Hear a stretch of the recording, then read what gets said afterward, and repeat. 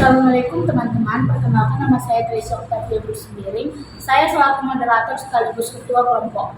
Perkenalkan nama anggota kelompok saya yang pertama ada. Perkenalkan nama saya Karina Izara. Saya Nabila Syahira. Saya Lutfia Asyifa. Kami di sini akan membahas mengenai kasus pengaruh malnutrisi pada fungsi dan struktur sistem respirasi.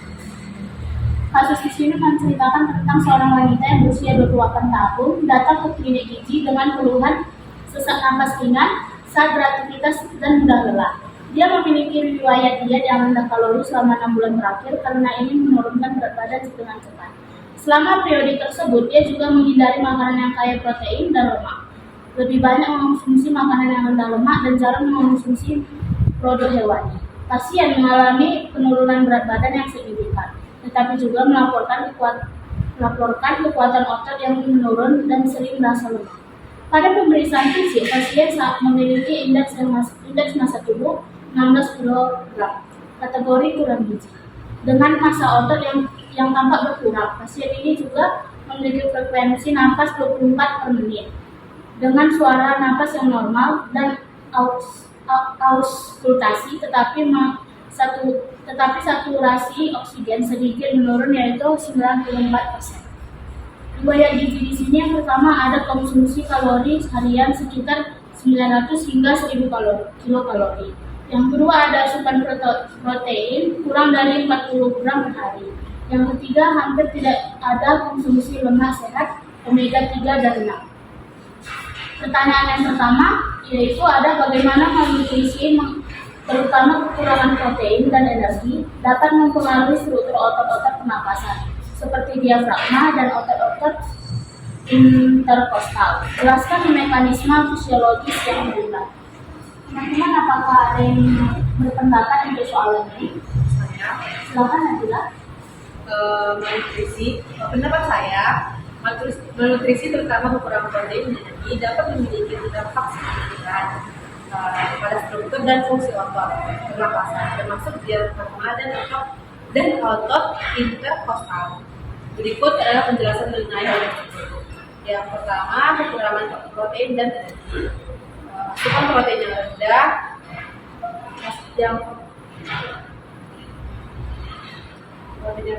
asupan protein yang rendah, terutama dalam sintesis otot. Kekurangan protein mengakibatkan penurunan sintesis protein otot yang penting untuk pemeliharaan dan perbaikan jaringan otot. Yang kedua adalah kekurangan energi.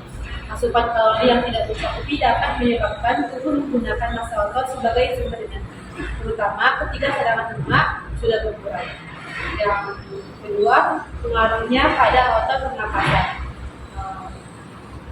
yaitu pada atrofi otot. Dengan kekurangan asupan protein dan energi, otot-otot pernapasan seperti diafragma dan atrofi. Atrofi ini adalah proses di mana ukuran dan kekuatan otot berkurang karena penggunaan yang tidak kuat dan kurangnya nutrisi.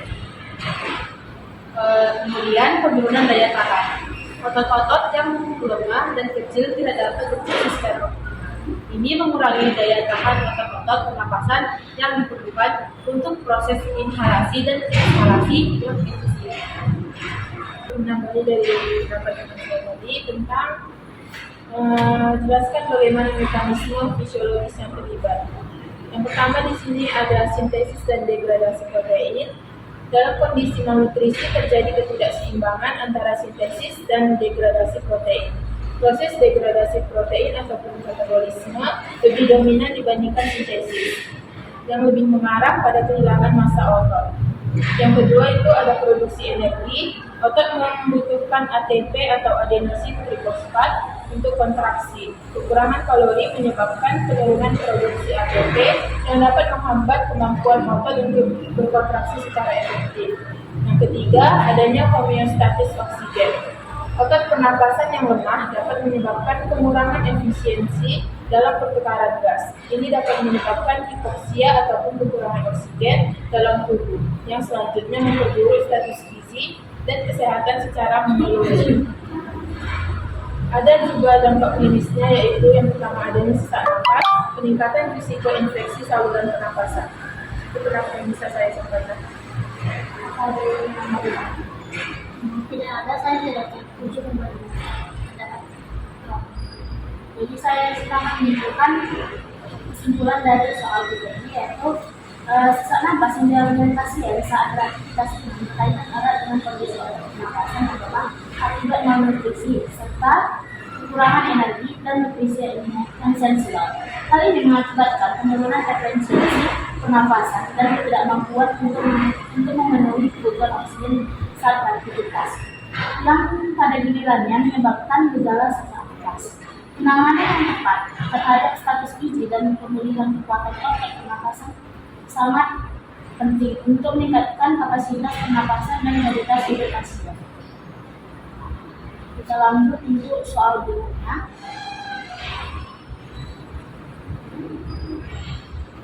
Mengapa pasien ini mengalami sesak napas saat aktivitas ringan? Analisislah kaitannya dengan kondisi otak pernapasan dan status gizi yang rendah. Ada yang Saya silakan aja. Menurut riset dan analisis saya, pasien ini mengalami sesak napas saat aktivitas ringan akibat kombinasi dari beberapa faktor yang berhubungan dengan kondisi otot pernapasan dan status gizi yang rendah. Yang ini yang analisis yang lebih dalam mengenai kaitan tersebut. Yang pertama ada kondisi otot pernapasan, di mana atrofi otot, kekurangan protein dan kalori yang mengakibatkan atrofi otot, termasuk otot-otot pernapasan seperti diafragma dan otot interkostal. Atrofi ini mengurangi ukuran dan kekuatan otot, sehingga otot tidak dapat berkontraksi secara efektif untuk mendukung pernapasan. Kemudian penurunan daya tahan. Otot-otot pernapasan yang lemah tidak mampu mempertahankan kontraksi yang dibutuhkan untuk bernapas dengan efisien, terutama selama aktivitas fisik. Kemudian dari saya, Ada yang ingin menambahkan lagi? Baik, saya ingin menambahkan yang pertama untuk memenuhi kebutuhan oksigen saat beraktivitas. Makanya pasien akan meningkatkan frekuensi pernapasan. Akan tetapi meskipun frekuensi meningkat, volume udara yang dihirup bernapas mungkin tetap rendah menyebabkan sesak napas. Yang kedua, keterbatasan dalam fungsi otot pernapasan dapat menyebabkan pertukaran gas yang tidak efisien, seperti hipoksia. Hipoksia ini dapat memicu sensasi sesak napas. Dan yang terakhir, dari opini saya, saat melakukan aktivitas ringan seperti berjalan berdiri, akan pernapasan harus berjalan. Pertanyaan nomor 1 sudah cukup jelas. Kita lanjut ke pertanyaan nomor 2. Evaluasi dampak jangka panjang dari malnutrisi pada sistem respirasi. Apa yang bisa terjadi jika pasien tidak memperbaiki status gizinya dalam waktu dekat? Pada soal ini ada yang ingin berpendapat? Saya ingin berpendapat untuk evaluasi dan jangka panjang dampak. Untuk evaluasi dampak jangka panjang respirasi ada beberapa yang saya temukan. Yang pertama, penurunan kapasitas fungsional paru-paru. Malnutrisi dapat mengakibatkan penurunan otot termasuk otot-otot pernapasan seperti diafragma. Yang kedua, resiko infeksi saluran pernapasan. Protein yang rendah dalam diet dapat mengurangi respon imun, sehingga meningkatkan resiko infeksi saluran pernapasan.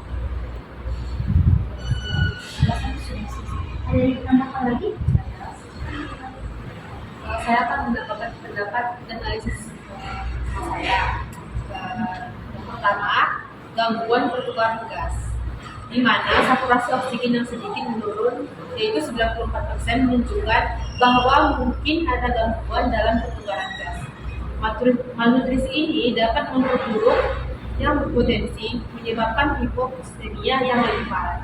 Selanjutnya, kelelahan dan penurunan kualitas hidup, yang dimana kelelahan yang terus-menerus akibat malnutrisi dapat mengurangi kemampuan pasien untuk beraktivitas, sehingga menurunkan kualitas hidup secara keseluruhan. Oke, kalau ini soal berikutnya, yaitu menurut Anda, apakah kondisi pernapasan pasien lebih disebabkan oleh status gizi yang rendah atau ada faktor lain yang juga perlu dipertimbangkan? Jelaskan evaluasi Anda berdasarkan data yang ada. Apa ada yang Evaluasi saya tentang penyebab kondisi pernapasan pasien itu berdasarkan data yang tersedia. Kondisi pernapasan pasien tampaknya lebih dipengaruhi oleh status gizinya yang rendah. Meskipun ada beberapa faktor lain yang mungkin berkontribusi, yaitu yang pertama, status gizi yang buruk dengan INT 16 kg per meter kuadrat dan asupan kalori serta protein yang sangat rendah. Otot-otot pernapasan kemungkinan besar terpengaruh, mengakibatkan kesulitan dalam fase ventilasi. Yang kedua itu adanya penurunan kekuatan otot. Penurunan massa otot dan kekuatan otot dapat secara langsung mempengaruhi kemampuan pasien untuk bernapas dengan efisien, menyebabkan sesak napas saat beraktivitas. ada lagi yang Baik, saya ingin menambahkan faktor dari teman saya. Pertama, kondisi lingkungan dan psikososial. Meskipun tidak disebutkan dalam kasus ini, faktor stres psikologi lingkungan yang kurang mendukung atau kondisi medis yang dasarnya juga dapat mempengaruhi fungsi pernapasan. Yang kedua, kekurangan mikronutrien. Selain kalori dan protein, kekurangan vitamin dan mineral itu juga dapat mempengaruhi kesehatan sistem pernapasan dan seperti itu. ada lagi yang kembali? Saya akan menyimpulkan kesimpulan dari soal nomor 2 ini. Kesimpulannya yaitu pentingnya untuk segera memperbaiki status gizi pasien melalui intervensi diet yang sesuai dan peningkatan asupan kalori dan protein untuk mencegah komplikasi yang lebih lanjut. Penilaian lanjutan dan pemantauan secara berkala juga diperlukan untuk menilai kemajuan dan mencegah dampak jangka panjang pada sistem respirasi. Oke, kita akan melanjut pada soal yang nomor 3. Pertama itu ada rancangan rencana diet yang seimbang untuk membantu pasien memperbaiki kekurangan gizi, khususnya untuk mendukung fungsi otot, pernapasan, dan meningkatkan kapasitas paru-paru. Apa nutrisi utama yang harus difokuskan dan bagaimana cara terbaik untuk memenuhi kebutuhan? Di sini saya akan memberikan pendapat saya. Rencana diet untuk pasien berdasarkan kondisi pasien yang mengalami malnutrisi dan penurunan massa otot yang signifikan, penting untuk merancang rencana diet yang menekankan pada pemenuhan kebutuhan kalori, protein, dan lemak sehat, khususnya yang mendukung fungsi otot, pernapasan, dan kapasitas paru-paru. Nutrisi yang mendukung fungsi otot, pernapasan, dan sistem kekebalan tubuh harus menjadi fokus utama. Nutrisi utama yang harus difokuskan yang pertama itu ada protein. Tujuannya itu 1,2 sampai 1,5 gram per kilogram berat badan. Fungsinya itu untuk membangun kembali dan memperbaiki jaringan otot, termasuk otot pernapasan. Cara pemenuhannya, sumber protein berkualitas tinggi seperti ayam, ikan, daging tanpa lemak, dan telur, kacang-kacangan, tahu, dan ikan, dan sebagainya. Rekomendasinya yaitu tambahkan makanan berprotein tinggi di setiap kali makan. Yang kedua itu ada kalori. Tujuannya itu 1.600 sampai 1.800 kilokalori per hari, sesuai rekomendasi penambahan berat badan bertahap. Fungsinya itu untuk mencegah pemecahan otot untuk energi dan mendukung meningkatkan berat badan secara sehat. Cara pemenuhannya itu tambahkan sumber karbohidrat kompleks seperti nasi merah, ubi, dan roti gandum, serta lemak sehat dan kacang-kacangan. Yang ketiga itu ada lemak sehat seperti omega 3 dan omega 6. Fungsinya itu untuk mendukung fungsi paru-paru dan memiliki efek anti-inflamasi. Caranya itu ditambahkannya minyak ikan, salmon, tuna, alpukat, kacang kanari, dan minyak zaitun pada pola makan. Yang keempat itu ada vitamin C yang berfungsi untuk sebagai antioksidan dan melindungi paru-paru dari stres oksidatif. Caranya itu sumbernya bisa dari buah jeruk, stroberi, paprika, brokoli, dan jeruk. Yang kelima itu ada vitamin D. Fungsinya itu untuk mendukung kesehatan otot dan imunitas serta perbaikan jaringan. Caranya itu konsumsi ikan berlemak seperti salmon dan tuna, serta suplemen jika perlu berdasarkan saran dari dokter. Yang keenam itu ada zat besi. Fungsinya untuk mendukung transportasi oksigen dalam darah yang penting untuk pernapasan. Caranya itu daging merah tanpa lemak, hati, bayam, sereal, dan lainnya. Yang ketujuh itu ada magnesium. Fungsinya untuk mendukung fungsi otot dan saraf serta mengatur kontraksi otot-otot pernapasan. Caranya itu bisa seperti sayuran, terus kacang-kacangan, biji-bijian, dan alpukat. Yang ke-8 itu ada fungsi untuk menjaga hidrasi, untuk membantu pencernaan serta menjaga kelembapan saluran pernapasan. Caranya itu minimal 8 gelas air per hari atau lebih bergantungkan aktivitas dan kebutuhan pasien dalam per hari. Apakah ada lagi yang ingin menambahkan pendapat saya? Saya ingin berpendapat. Menurut saya nutrisi utama yang saudara Okta katakan itu sudah lengkap. Di sini saya hanya akan memberitahukan contoh rencana makan sehari untuk diet ini. Yang pertama itu sarapan, mulai dari sarapan boleh untuk membuat telur orak-arik dengan sayuran dan roti gandum utuh dengan penambahan 1 buah jeruk. Snacknya dengan meminum atau memakan Greek yogurt rendah lemak dengan buah berry. Dilanjut dengan makan siang, ikan salmon panggang dengan quinoa dan sayuran tumis seperti brokoli ataupun wortel. Snacknya kacang almond ataupun kacang kenari. Lanjut makan malamnya dengan tumis ayam, sayuran hijau dan ubi panggang. Snacknya smoothie alpukat dengan susu rendah lemak. Sudah? Ada yang ingin menambahkan lagi? Oke, kita lanjut untuk soal berikutnya.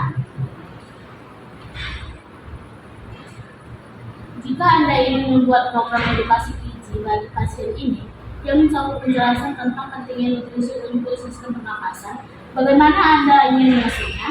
Pertimbangkan pendekatan yang memotivasi pasien untuk mengubah pola makan secara sehat.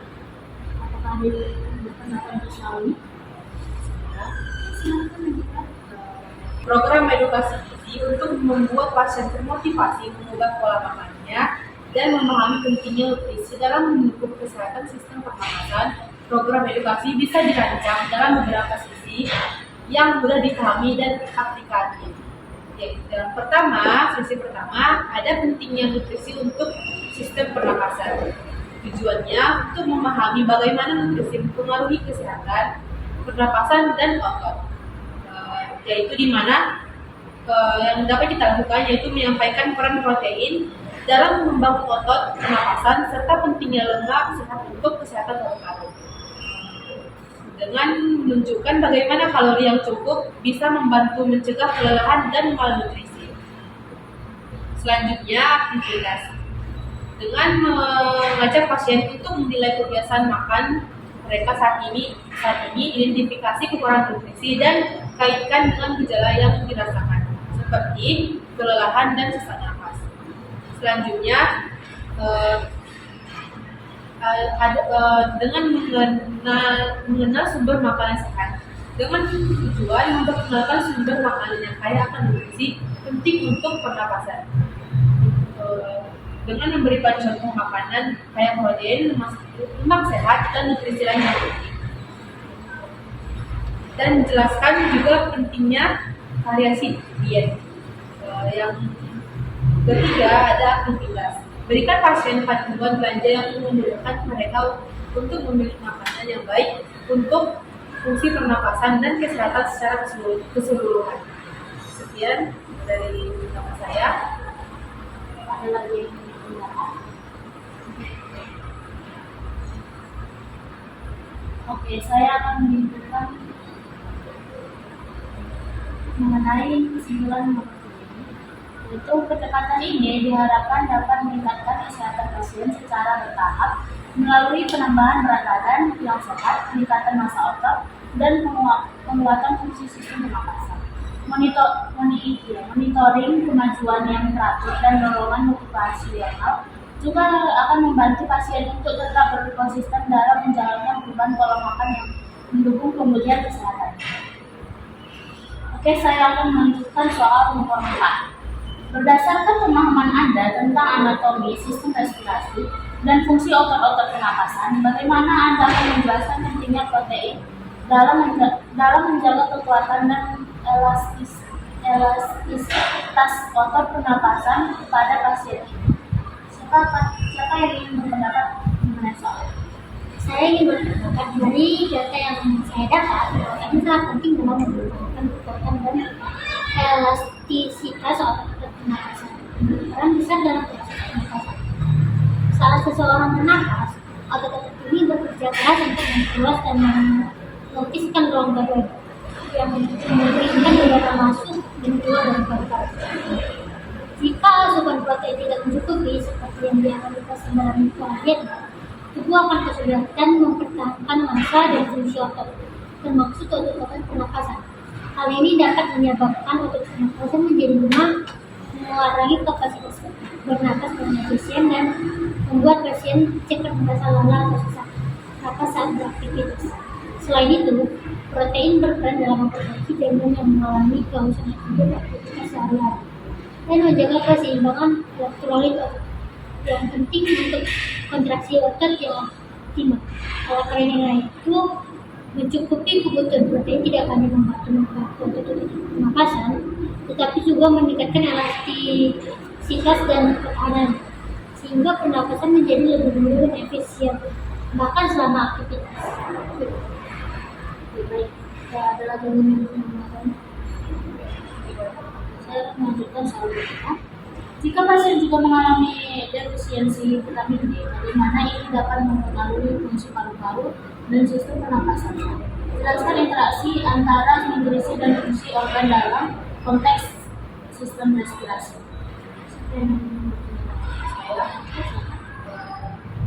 Menurut pendapat saya, defisiensi vitamin D dapat memiliki dampak signifikan pada fungsi paru-paru dan sistem pernapasan. Berikut adalah beberapa cara di mana vitamin D dan nutrisi lainnya berinteraksi dengan fungsi organnya dalam konteks sistem respirasi. Yang pertama meliputi peran vitamin D dalam kesehatan paru-paru, yaitu regulasi sistem imun, di mana vitamin D memiliki fungsi penting dalam modulasi respon imun. Ini membantu mengurangi peradangan saluran pernapasan yang dapat mengurangi risiko infeksi saluran pernapasan seperti pneumonia dan bronkitis. Selanjutnya ada pencegahan penyakit paru. Definisi vitamin D telah dikaitkan dengan peningkatan risiko penyakit paru-paru kronis seperti asma dan penyakit paru obstruktif kronis atau PPOK, di mana vitamin D dapat membantu menjaga integritas jaringan paru-paru dan mendukung fungsi pernapasan yang sehat. Selanjutnya, interaksi nutrisi dan fungsi organ.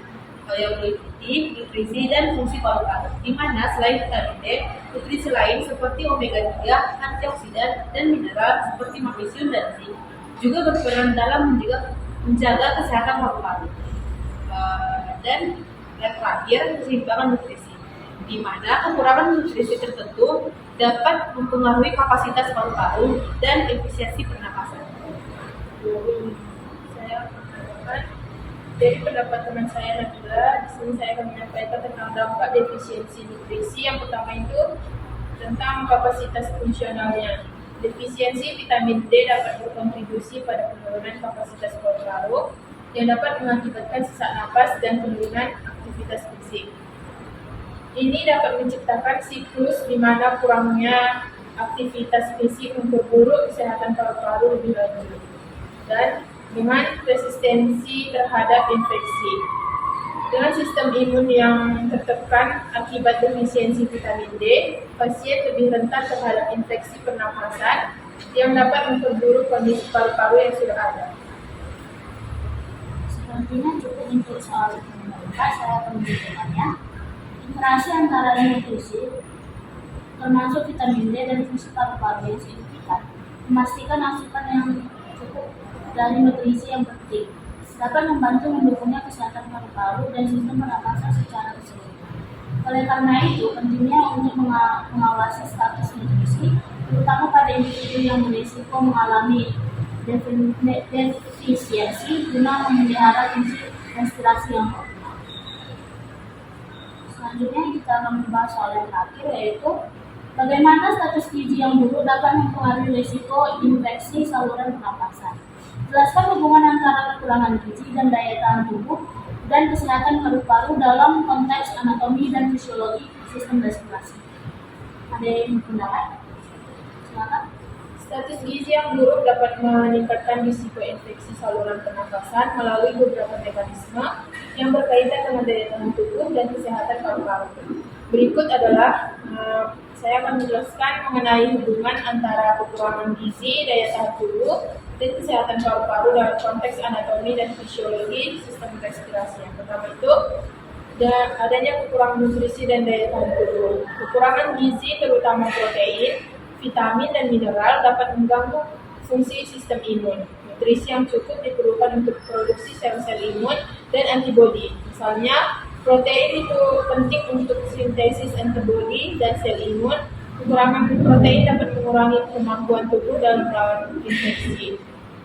Lalu vitamin dan mineral, vitamin A, C, D, E, serta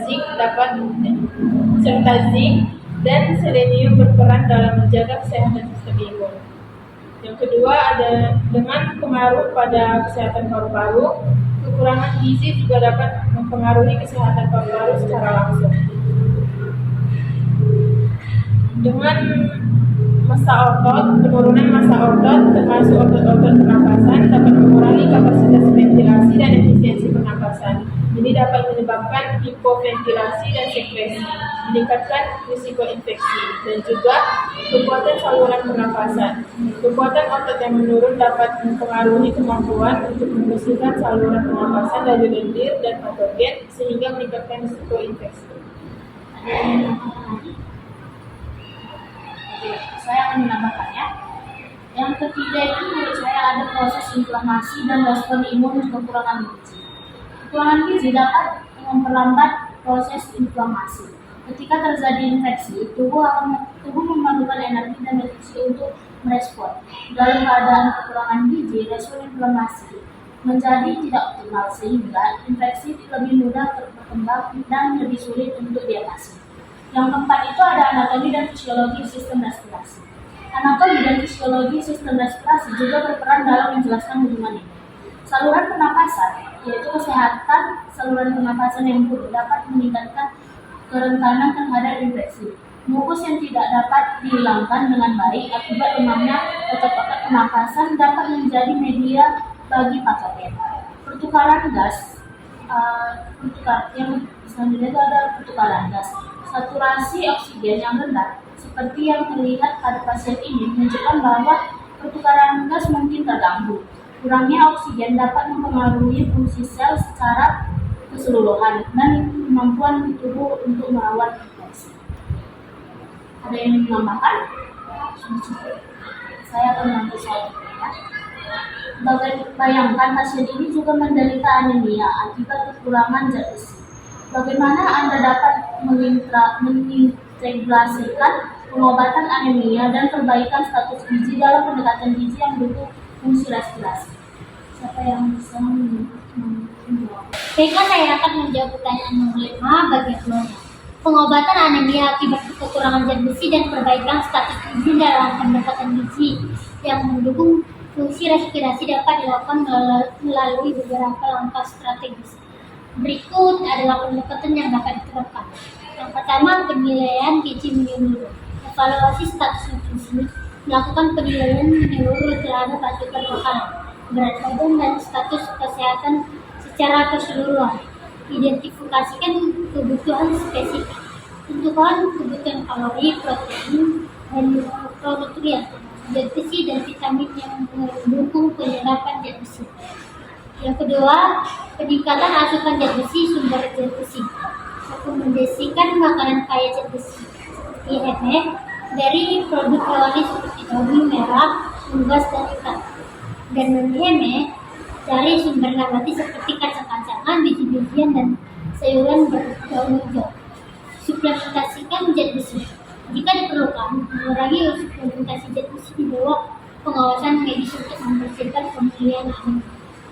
Dan yang ketiga, mendukung penyerapan zat besi kombinasi makanan. Anjurkan konsumsi makanan tinggi vitamin C seperti jeruk, kiwi, dan paprika bersamaan dengan sumber zat besi untuk meningkatkan penyerapan. Hindari penghalang penyerapan. Sarankan untuk menghindari makanan atau minuman yang mengandung kalsium, teh, atau kopi saat mengonsumsi makanan kaya zat besi karena dapat menghambat penyerapan. Sudah. Ada yang ingin menambahkan lagi? Saya Silakan. akan menambahkan pendapat rekan saya. Selanjutnya dengan meningkatkan asupan nutrisi, di mana protein yang cukup dengan meningkatkan asupan protein untuk mendukung perbaikan massa otot dan fungsi imun. Sumber protein dapat berasal dari makanan hewani dan nabati. Yang kedua, makanan bergizi. Direkomendasikan pola makan seimbang yang mencakup karbohidrat kompleks, lemak sehat, serta vitamin dan mineral penting lainnya untuk mendukung kesehatan secara keseluruhan. Selanjutnya, strategi peningkatan energi dan kekuatan otot dilakukan dengan latihan fisik, yaitu dianjurkan program latihan fisik ringan yang sesuai untuk membantu meningkatkan kekuatan otot dan kapasitas otot dengan konsultasi medis jika diperlukan. Lalu pola makan teratur dilakukan dengan merencanakan makanan untuk porsi kecil tetapi sering untuk menjaga energi dan mencegah kelelahan. Dan yang terakhir, monitoring dan evaluasi pemantauan berkala. Dilakukan evaluasi secara berkala terhadap kemajuan status gizi dan tingkat hemoglobin. Sesuaikan limitan gizi berdasarkan respon pasien. Dan yang terakhir yang dapat dilakukan yaitu konseling gizi dengan memberikan edukasi dan dukungan berkelanjutan untuk memastikan pasien memahami pentingnya diet sehat dan kebutuhan pada rencana pengobatan. Sekian dari pendapat saya. Ada yang ingin menambahkan? Saya akan menyimpulkannya. Dari kesimpulannya itu, status gizi yang buruk secara signifikan meningkatkan risiko infeksi saluran pernapasan. Kurangnya nutrisi penting seperti protein, vitamin, dan mineral meningkatkan sistem imun, merusak jaringan mukosa saluran pernapasan, mengganggu fungsi siliat, dan meningkatkan stres oksidatif. Semua faktor ini membuat tubuh lebih rentan terhadap infeksi dan memperlambat pemulihan. Jadi kesimpulan yang ditekan itu